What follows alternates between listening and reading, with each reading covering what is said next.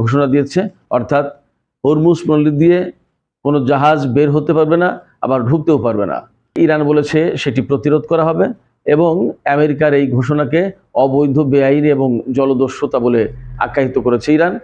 গতকাল আমেরিকা 2টি যুদ্ধ জাহাজ পাঠিয়েছিল হরমুজ প্রণালীতে ঢোকার জন্য, কিন্তু ইরানের প্রতিরোধের মুখে তারা পিছু হটেছে। এরই মধ্যে হরমুজ প্রণালী নিয়ে যে কঠিন পরিস্থিতি, তাতে সারা বিশ্বে মারাত্মক রকমের প্রভাব পড়েছে। তেলের বাজার আবার অস্থির হয়ে উঠেছে। এরই মধ্যে অন্ততপক্ষে 7% দাম বেড়েছে। অস্ট্রেলিয়া এবং নিউজিল্যান্ডের ডলারের দাম পড়ে গেছে। এশিয়ার বাজার দারুণভাবে, অর্থাৎ এশিয়ার শেয়ার মার্কেটে পতন ঘটেছে। সারা বিশ্বে মারাত্মক রকমের একটা অনিশ্চয়তা তৈরি হচ্ছে। যা বুঝতে পারছি তাতে আমেরিকা যুদ্ধ শুরু করতে যাচ্ছে আবার। ইরানের পক্ষ থেকে জাতীয় সংসদের স্পিকার বাকের কলিবফ তিনি সুস্পষ্ট ঘোষণা দিয়েছেন, আমেরিকা যদি যুদ্ধ করতে চায় তাহলে আমরাও প্রস্তুত। এই অবস্থায় আসিয়ানের পক্ষ থেকে আমেরিকা এবং ইরানকে যুদ্ধ রেখে কূটনীতিতে ফিরে আসার আহ্বান জানিয়েছে। ইরানের স্পিকার চমৎকার একটি কথা বলেছেন। তো সবকিছু মিলে আসলে পরিস্থিতি কোন দিকে যাচ্ছে, সবার একই প্রশ্ন, যুদ্ধ কি আবার শুরু হতে যাচ্ছে? এবং হরমুজ প্রণালী যদি আমেরিকা ব্লক করে দেয়, একেবারে ব্লকের সৃষ্টি করে, তাহলে ইরান আসলে কি করবে? দর্শক, এই সমস্ত বিষয় নিয়ে আজকের ভিডিওতে মোটামুটিভাবে বিস্তারিত আলোচনা করার চেষ্টা করব। আশা করি সঙ্গেই থাকবেন। আর ভিডিও ভালো লাগলে লাইক, কমেন্ট, শেয়ার করবেন এবং চ্যানেলটি সাবস্ক্রাইব করে সাথেই থাকবেন। দর্শক, চলুন মূল আলোচনায় চলে যাই। প্রথমেই যে কথা বলতে হবে সেটি হচ্ছে, পাকিস্তানে আলোচনা ভেঙে যাওয়ার পর আমেরিকার প্রেসিডেন্ট ডোনাল্ড ট্রাম্প খানিকক্ষণ চুপ ছিলেন। এরপরে তিনি চিন্তা ভাবনা করে দেখলেন যে কি করা যায় এখন। এই অবস্থায় তিনি হরমুজ প্রণালী ব্লক করার ঘোষণা দিলেন। কি বললেন? তিনি বললেন আমেরিকার সেনারা, আমেরিকার নৌবাহিনী হরমুজ প্রণালী ব্লক করবে। প্রথমে তিনি ঘোষণা দিয়েছিলেন পৃথিবীর কোনো জাহাজ, কোনো দেশের কোনো জাহাজ হরমুজ প্রণালীতে ঢুকতেও পারবে না, বেরো হতে পারবে না। সমস্ত সব জাহাজকে তারা কন্ট্রোল করবে, তারপরে টোটাল ব্লক করে দেবে হরমুজ প্রণালী। তারপরে দেখলো যে এটা তো বিপদ, অনেক দেশের জাহাজ যাবে আসবে, এমনকি তার মিত্র দেশের জাহাজ যাবে আসবে, তাহলে কি হবে? তখন বলল যে ইরানের কাছ থেকে যারা তেল কিনবে তাদের কোনো জাহাজ আসতে যেতে দেবে না, অর্থাৎ ইরান অভিমুখে বা ইরান থেকে বেরিয়ে আসছে এরকম কোনো জাহাজ আসতে যেতে দেবে না এই হরমুজ প্রণালী দিয়ে। তার মানে ইরানের বন্দরের কার্যক্রম টোটালি বন্ধ করে দেবে।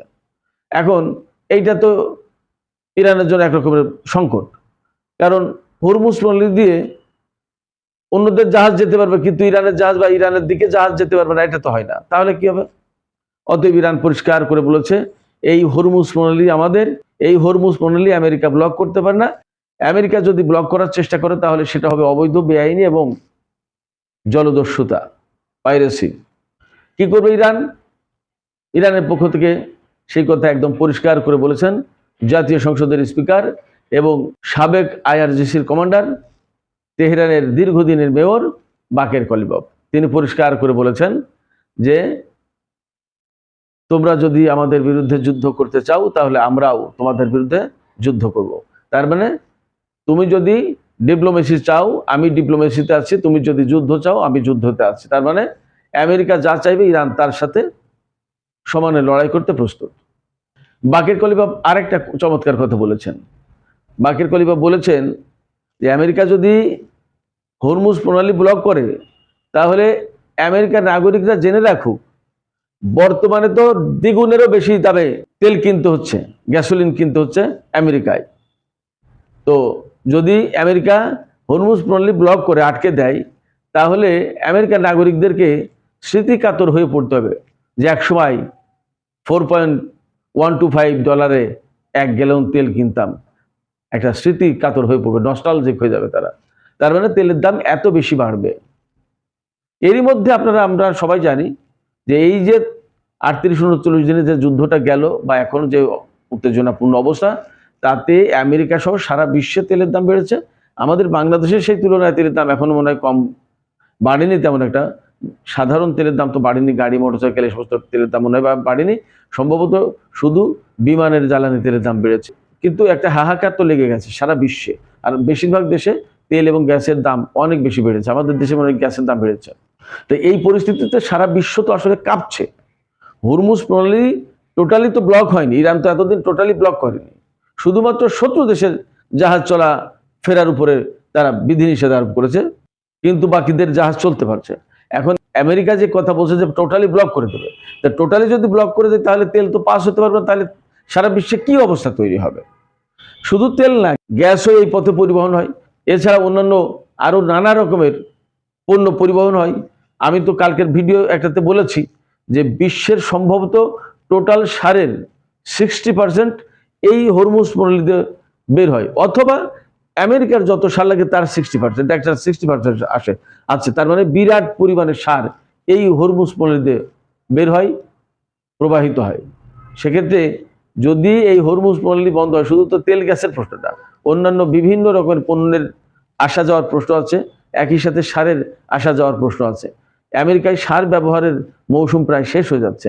এখন যদি সার না সাপ্লাই থাকে তাহলে আমেরিকার কৃষি ক্ষেত্রে কিন্তু একটা বিপর্যয় নেমে আসবে। তাহলে ডোনাল্ড ট্রাম্প যে কাজ করতে যাচ্ছে সেটা তার দেশের জন্যও হিতে বিপরীত হবে, আর সারা বিশ্বের জন্য তো একটা বিপর্যয়কর পদক্ষেপ হবে, এতে কোনো সন্দেহ নেই।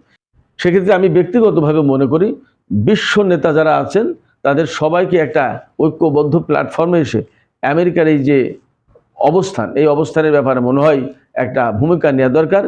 এক্ষেত্রে ইরানের কাছে যে কথা বলা দরকার সে কথাও তাদেরকে বলতে হবে। তার মানে এই দ্বন্দ্ব একটা মিটমাট করার চেষ্টা করা উচিত। তবে আমি বলি যে আসলে ইরান, আমেরিকা এবং ইসরায়েলের মধ্যকার এই যে দ্বন্দ্ব, এক পক্ষে আমেরিকা এবং ইসরায়েল আর এক পক্ষে ইরান, এই দ্বন্দ্ব আসলে খুব সহজে মিটবে বলে মনে হয় না। এটা ঐতিহাসিক একটা ঘটনার প্রেক্ষাপট থেকে এই দ্বন্দ্ব একেবারে চূড়ান্তভাবে ফয়সালা হতে হবে এবং তার জন্য নির্ঘাত সামরিক সংঘাত হবে এবং সামরিক সংঘাতের ভেতর দিয়েই হবে। তারপরেও তো আমাদের বিশ্বকে চলতে হবে। আমরা যদি পারি কোনোভাবে এই সংঘাত, সামরিক সংঘাত, যুদ্ধ এড়াতে, সেটাই তো ভালো। সেই চেষ্টা তো বিশ্বের নেতারা করতেই পারেন, করা উচিত। আজকে সারা বিশ্বের তেল গ্যাসের যে দাম বেড়েছে এবং যে হাহাকার, যে সংকট তৈরি হয়েছে, এই সংকট হাহাকারের কারণে সারা বিশ্বের অর্থনীতিতে বিরাট নেতিবাচক প্রভাব পড়ছে। এশিয়ার শেয়ার বাজারে ব্যাপক দরপতন ঘটেছে। দক্ষিণ কোরিয়া, জাপান, হংকং, এই সমস্ত জায়গায়, অস্ট্রেলিয়া, নিউজিল্যান্ডের তাদের ডলারের দাম কমে গেছে।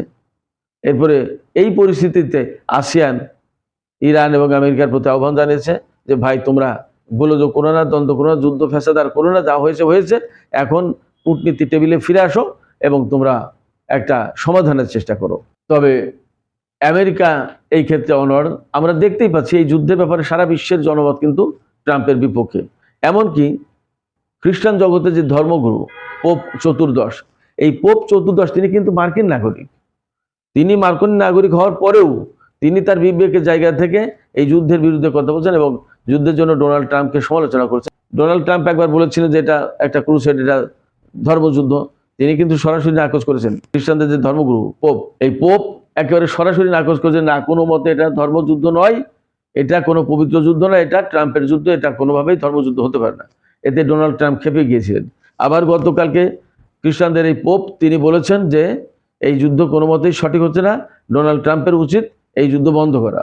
তখন ডোনাল্ড ট্রাম্প একেবারে ক্ষিপ্ত ভাষায়, রাতের বেলায় ক্ষিপ্ত ভাষায় ওনার সোশ্যাল ট্রুথে পোস্ট করেছেন যে পোপ আমেরিকাকে যুদ্ধের জন্য সমালোচনা করে সেই পোপ আমেরিকার প্রয়োজন নেই, সেই পোপকে আমেরিকার প্রয়োজন নেই, আমার প্রয়োজন নেই।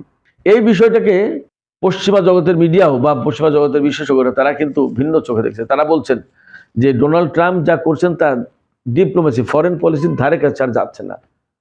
তার মানে আমেরিকার একটা ফরেন পলিসি যা ছিল দীর্ঘদিন ধরে যে অনুসরণ করে আসতো, সেই ফরেন পলিসি আর ডোনাল্ড ট্রাম্প অনুসরণ করছে না। মূলত তিনি যা করছেন তা শুধুই যুদ্ধের ভাষায়, হুমকির ভাষায় কথা বলছেন এবং তাই করছেন। আমরা সেটা দেখতেই পারি। ভেনিজুয়েলার প্রেসিডেন্টকে তিনি ধরে নিয়ে এসেছেন রাতের আধারে, একদম অপহরণ করে আনার মতো। তার স্ত্রীকে দিয়েছেন, এখন তাদেরকে জেলে রেখেছেন, সেখানে বিচার করতেছেন। একটা দেশের, স্বাধীন দেশের প্রেসিডেন্টকে ধরে এনে আপনি আপনার দেশের আইনে কিভাবে বিচার করেন? এটা কি কোনো আন্তর্জাতিক আইনের ভেতরে পড়ে? মিনিমাম কোনো জ্ঞানবোধপত্তিওয়ালা লোক এই কাজ করতে পারে? একই কাজ তো ইরানেও করতে চেয়েছিল এবং ইরানে আরো ভয়ঙ্কর কাজ করেছে। তো বহু সংখ্যক নেতাকে, সর্বোচ্চ নেতা সহ গুরুত্বপূর্ণ সামরিক ব্যক্তিত্ব, বিজ্ঞানী, ইঞ্জিনিয়ার তাদের হত্যা করেছে। একদম হত্যাকাণ্ড। তো এগুলো যদি আন্তর্জাতিক আদালতে বিচার করে বা মামলা করে ইরান, নিশ্চয়ই আদালত ডোনাল্ড ট্রাম্পকে দোষী সাব্যস্ত করবে বলে আমার বিশ্বাস। সুপ্রিয় দর্শক, আমি শেষের দিকে একটু আলোচনা করি। এই খবর যদিও গতকালকে, তবুও আলোচনা করি মানে প্রেক্ষাপট বোঝার জন্য।